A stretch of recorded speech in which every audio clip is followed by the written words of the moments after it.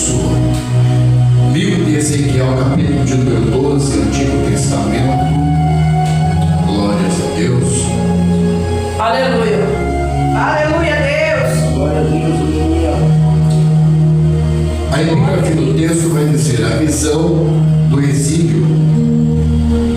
Veio a minha palavra do Senhor dizendo: filho do homem, tu habitas no meio da casa rebelde, que tem olhos e não vê, tem ouvidos e não ouve,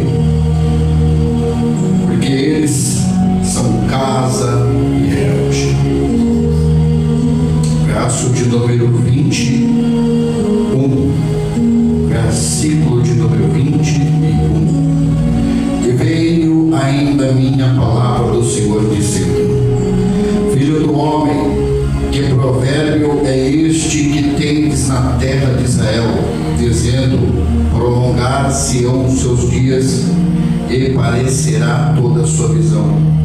Portanto, diz o Senhor Jeová: farei cessar este provérbio, e já não se há servidão mais dele em Israel. Mas dizem: os dias estão próximos e o cumprimento de toda visão. Porque não haverá mais alguma visão vã, nem adivinhação, nem lisonjeio no meio da casa de Israel, porque eu, o Senhor, farei, e a palavra eu falar se cumprirá, não será mais ainda adiada, porque em vossos dias, ó casa rebelde, farei uma palavra e cumprirei, diz o Senhor dos Exércitos. Se aceite, Glória a Deus. Deus fiel. palavra poderosa. Aleluia. Estava dando uma estudada sobre esse texto. Deus falou poderosamente ao meu coração. Aqui a palavra do Senhor Jesus Cristo. Quando nós entendemos que Jesus vem ao povo, Jesus é um povo rebelde, casa rebelde, um povo que não quer saber de Deus.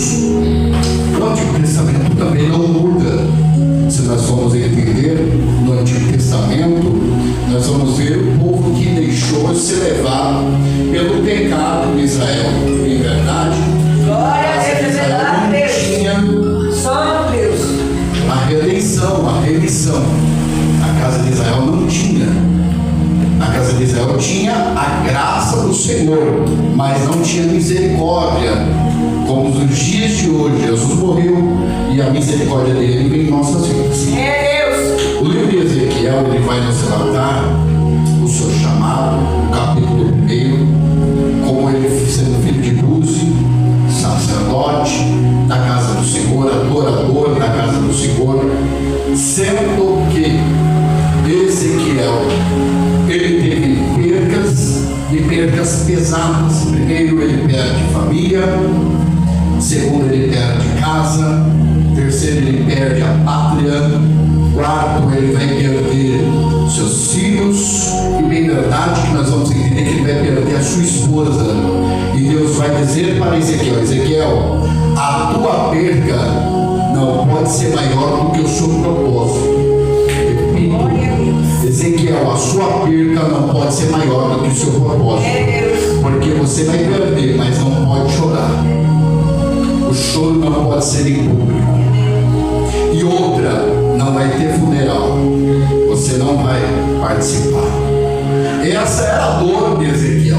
Vamos entender melhor. Capítulo de número 24, a esposa dele falece, ela morre subitamente, e Ezequiel não pode chorar a dor da perda da esposa. E quem aqui não tem um apego pelo pai, pela mãe, pelo filho, ainda mais pelo esposo ou pela esposa?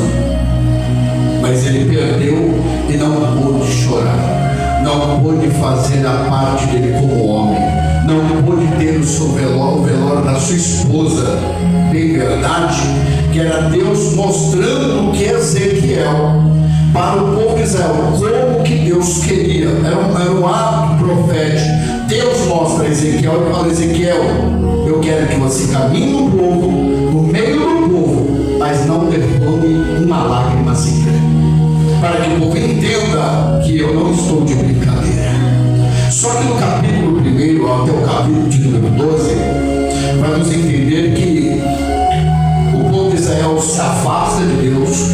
Eu vou trazer mais ou menos bem raciocinado aqui para todos entenderem. Deus levantou a Davi para fazer uma planta, para fazer um tabernáculo ou um templo para o Senhor, para colocar a arca. Só que Deus dá a planta para Davi, mas quem constrói é o seu filho Salomão, porque Davi tem sangue inocente nas mãos. Só que aí Davi morre, fica na mão de Salomão. Salomão constrói um templo, a arca está lá dentro, e lá dentro, quem está dentro, depois que o templo foi construído, quem está dentro não consegue sair para fora, e quem está fora não consegue entrar para dentro, de tanto que a glória de Deus invadiu o lugar, a casa, o templo. Todos começaram a adorar, glorificar, exaltar. Salomão até mesmo, ele esperava, o texto não diz, mas eu conjecturo, talvez Salomão esperou que Deus falasse com ele dentro do culto, mas quando acabou todo aquele culto, aquele maravilhoso Pentecoste, ele voltou para casa e Deus falou com ele dentro de casa, porque Deus pode falar comigo dentro do culto, como Deus pode falar no culto. Deus pode falar com você neste culto agora, como Deus pode falar na vida da sua casa, dentro do Uber, dentro da condução, no meio da rua, porque Deus ele não escolhe o lugar para falar. Nós escolhemos, mas Deus não. Se Deus quiser falar com você em sonho, ele fala. Se Deus quiser revelar, ele revela. Só que infelizmente nós, seres humanos, escolhemos momento, lugar e hora.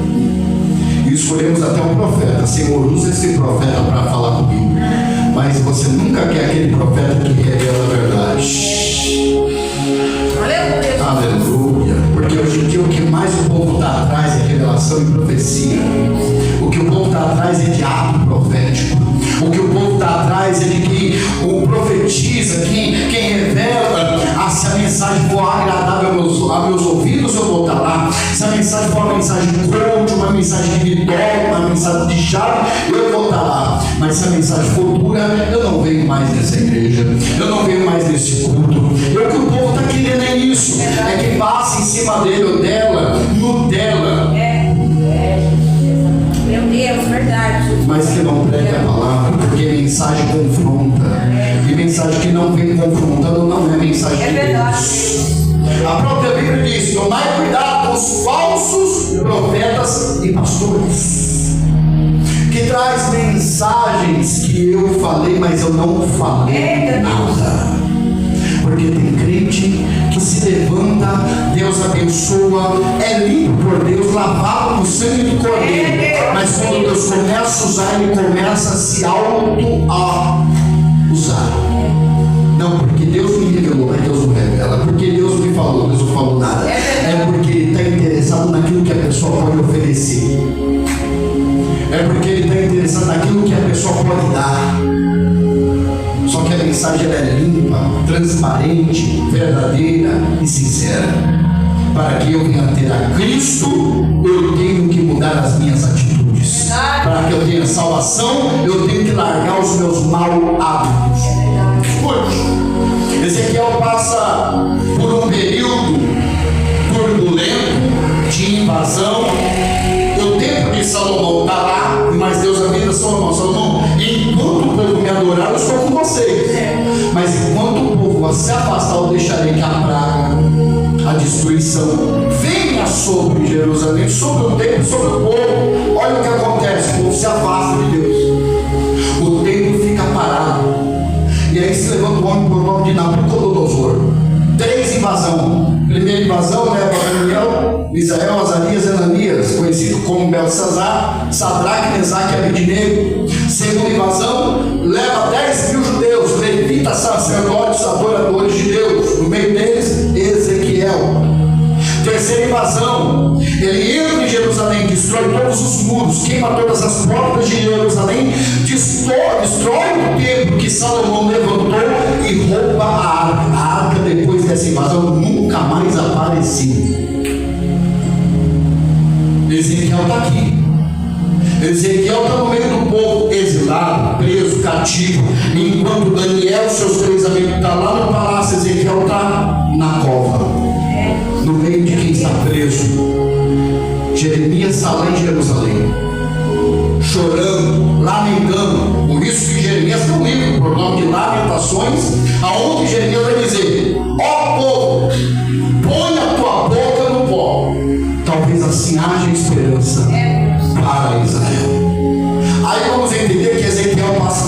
isso, mas Ezequiel está preso, exilado, no meio de um povo, no meio dos adoradores, no meio dos levitas sacerdotes. Só que enquanto eles estão presos, Deus está usando Ezequiel. Enquanto eles estão ali em Israel, eles estão sendo usados por Deus. E Deus usa a vida de Ezequiel no meio do povo, antes da invasão, para avisar: tome cuidado, tome cuidado, tome cuidado, porque vai ter invasão e nós vamos perder tudo. Busque a Deus, busque a presença. Aí o povo se relaxa e Deus dá uma visão para Ezequiel sobre o exílio, sobre a prisão. Capítulo 12. Deus mostra para Ezequiel o que vai acontecer no futuro. Antes de alguma coisa acontecer conosco, Deus sempre avisa.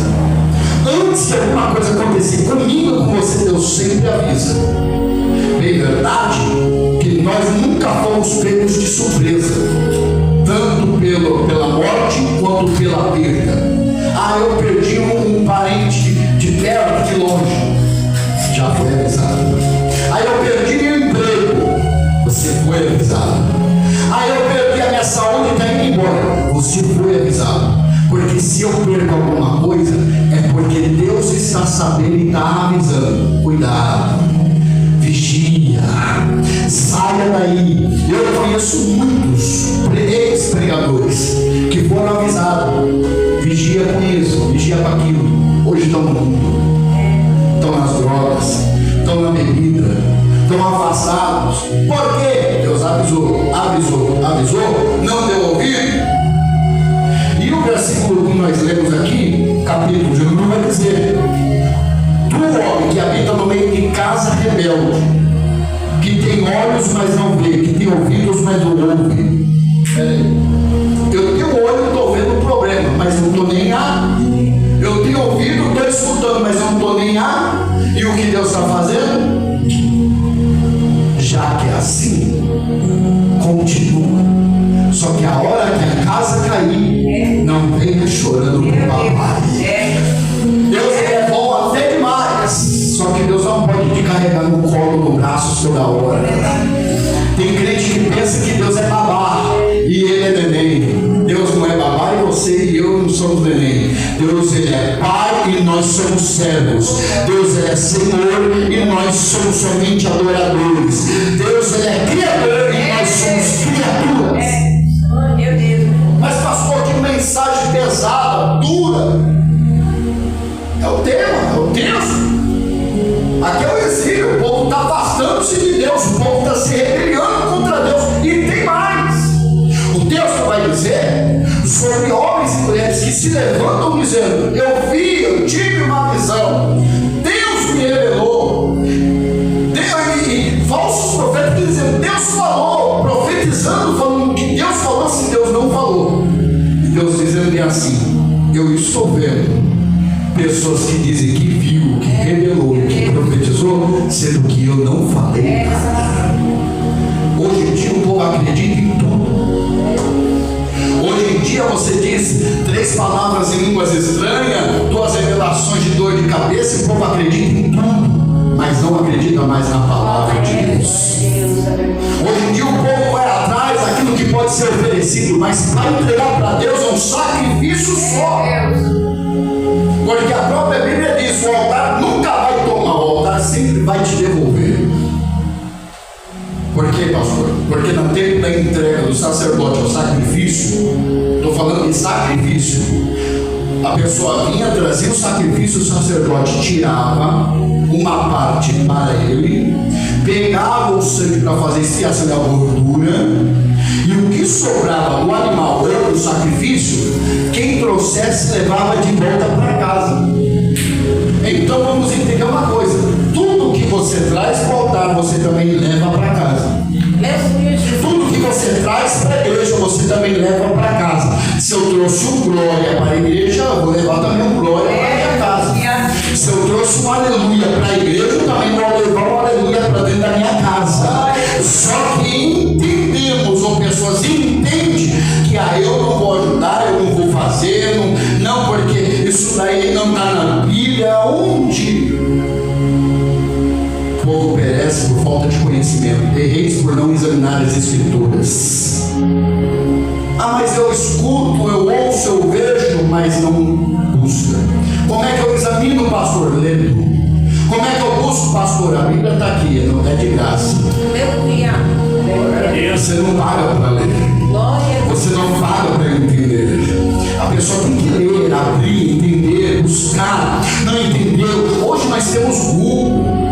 Hoje nós temos ChatGPT. Hoje nós temos aplicativos, Bíblias, com estudo que mostra tudo, mas o povo gosta de ficar sendo levado pela voz do opressor. Como assim, pastor?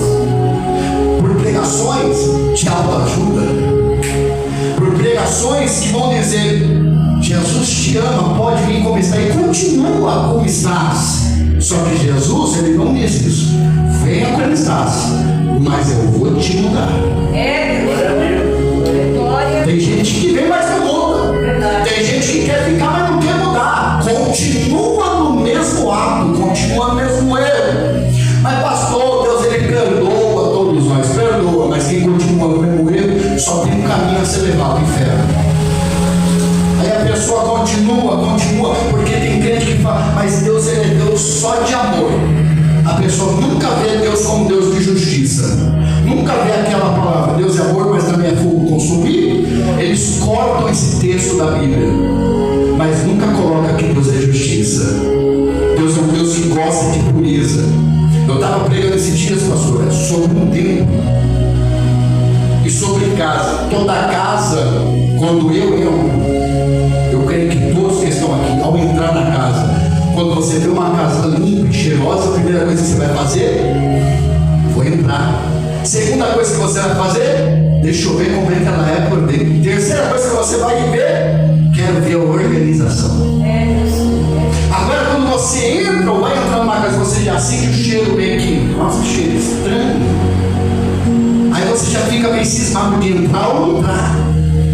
Se você veja alguma coisa já fora do lugar, algum lixo no chão, você fala: essa casa está desorganizada, eu não vou entrar. É a mesma coisa Deus, é a mesma coisa o Espírito Santo. Ele não entra em casa desorganizada, ele não entra em casa que tem sujeira, ele não entra em casa que está com mau cheiro, porque o Espírito Santo, ele é limpo, verdadeiro. Ele entra em casa que é limpa. O apóstolo Paulo vai dizer: vós sois templo do Espírito Santo Eu gosto de entrar numa casa limpa. O Espírito Santo a mesma, porque ele tem ciúmes de nós e ele intercede por nós com gemidos inexprimíveis. Quando você não consegue mais falar, quem fala por você? Quando você não consegue mais orar, quem fala por você? Só sai lágrima dos seus olhos. As suas lágrimas estão sendo palavras para ser falada e interpretada pelo Espírito Santo de Deus até Deus. Enquanto você não consegue mais fazer nada, nem reagir, quem está reagindo agora é o Espírito Santo de Deus. Mas se a casa está suja, eu tenho que organizar, eu tenho que limpar, eu tenho que deixar aromatizada, eu tenho que fazer alguma coisa para mudar a casa. E como que eu faço? Dobrando meu joelho, mudando minhas atitudes, buscando a Deus, consertando meus erros e não voltando mais para trás. Só que aqui o povo de Deus era diferente. Aqui o povo de Deus gostava de estar no erro, gostava de ficar no pecado, se esquecia de Deus. Até que Deus dá a missão para Ezequiel e fala: Ezequiel, faça isso. Como um homem que está passando por uma parede, por uma brecha, abrindo uma brecha na parede, com o rosto tampado, de noite, fugindo. Assim vai acontecer com o povo de Israel. Vão ter que fugir, mas não vão conseguir. O rosto vai estar tampado, porque não tem mais semblante, não tem mais identidade. Está no texto. Se eu estou fugindo com o rosto tampado, pastor, então quer dizer que eu estou querendo sair sem ninguém me identificar. E quem não tem identidade porque não quer ser reconhecido? E eu vou entrar nessa parte. Tem muita gente abrindo um buraco na parede para querer fugir do problema, para querer fugir de ministério, para querer fugir fugir até mesmo dos pastores, porque não aguenta a repreensão, até mesmo quer estar na bênção, mas não quer o dono da bênção. Até quer estar na graça, na presença e no ministério, mas não quer a repreensão do próprio pastor da igreja. Quer viver uma vida light. Só que a Bíblia está dizendo que enquanto Ezequiel está mostrando como que é e o que está acontecendo, o que vai acontecer, tem muita gente que está tampando o rosto para ninguém identificar. É Ezequiel dizendo que tem muita gente tampando o rosto para não ser identificado. Só que eu vou entender uma coisa: tem muita gente sem identificação dentro da igreja. Tem muita gente que está se auto-ferindo ou ferindo a Deus, se expondo de um jeito diferente. Como assim, pastor? A pessoa está na igreja, mas não quer que ninguém o reconheça. Na tua frente é uma coisa, mas por detrás dos bastidores é outra coisa. Aqui na tua frente é bem amado, maravilhoso. Oi, meu amigo, meu irmão, meu pastor. Só que por detrás, nas redes sociais, fala mal, taca pedra, não quer estar junto, fala, eu estou contigo até o fim, mas quando chega na hora do aperto, vai embora. Aí a gente vai contar nos dedos quem está conosco até o final. Aí a gente vai contar nos dedos, esse não posso contar, esse não posso contar, esse daqui está meio lá, meio cá, está em cima do muro. Só que Ezequiel está dizendo, Ezequiel, eu estou contigo. Glória a Deus. Até o fim dos tempos. Porque assim diz o Senhor, não será mais adiada as minhas palavras.